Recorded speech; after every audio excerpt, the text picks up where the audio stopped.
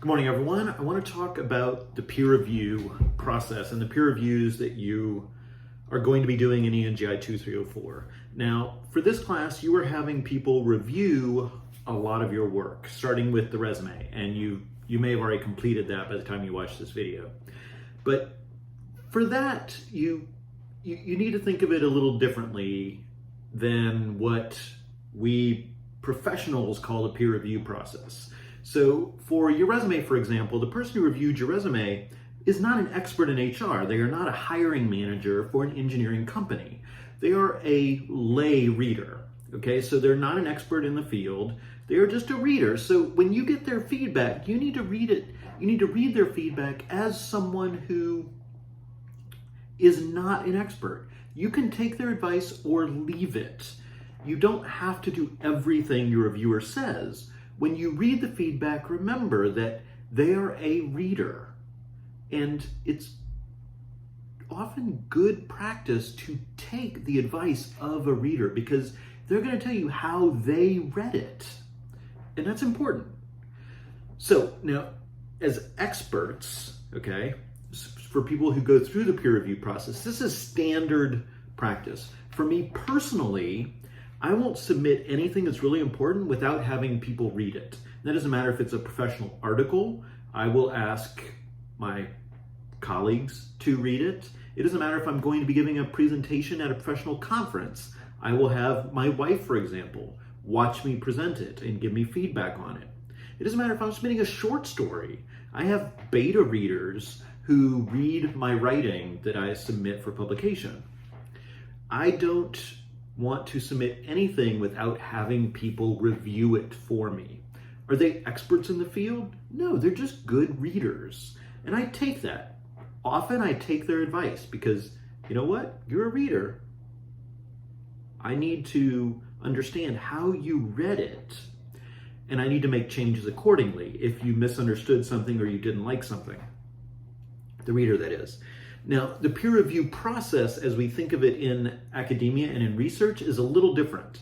So the peer review process is where a person will submit a journal article, a research article, and the editor of a journal will send it out to generally two experts in the field. This is done electronically, of course, but there are people who are experts in that field. They will get this journal article without the person's name on it. So it's a blind peer review process. So they won't get a name, but they'll get the article and they will write up whether it's, oh yeah, publish this as is, or it still needs some revisions. So here are the revisions I think it needs, and then submit it back for review or reject it outright. So that peer review process acts like a gatekeeper. And that's why peer review journals are the gold standard for research, because they've got these gatekeepers. A magazine is a little different because then it's just an editor. An editor decides what gets published and what doesn't. But for the peer review process, it is reviewed by experts in the field who will look at things like your methodology. Does it make sense? Or did you maybe need to change that experiment somewhat? Do your results actually stem from the methodology? Okay, so, and then do your conclusions make sense based on the results? Maybe there are some revisions needed. And this peer review process is good for the authors because they get the feedback of these professionals, but I think it's also good for the reviewer.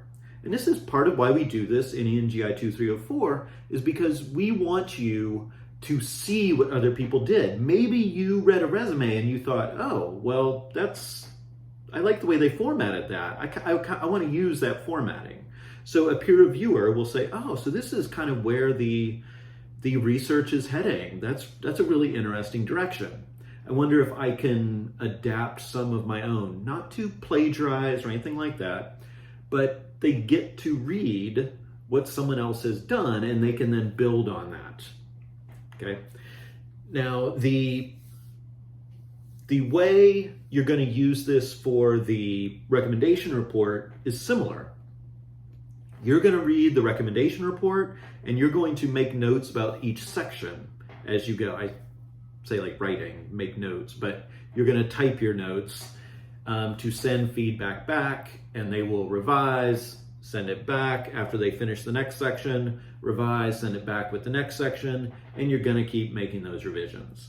So this is what we do, and I want it to become standard practice for you, that if you have to submit a big paper, you're going to have someone review it.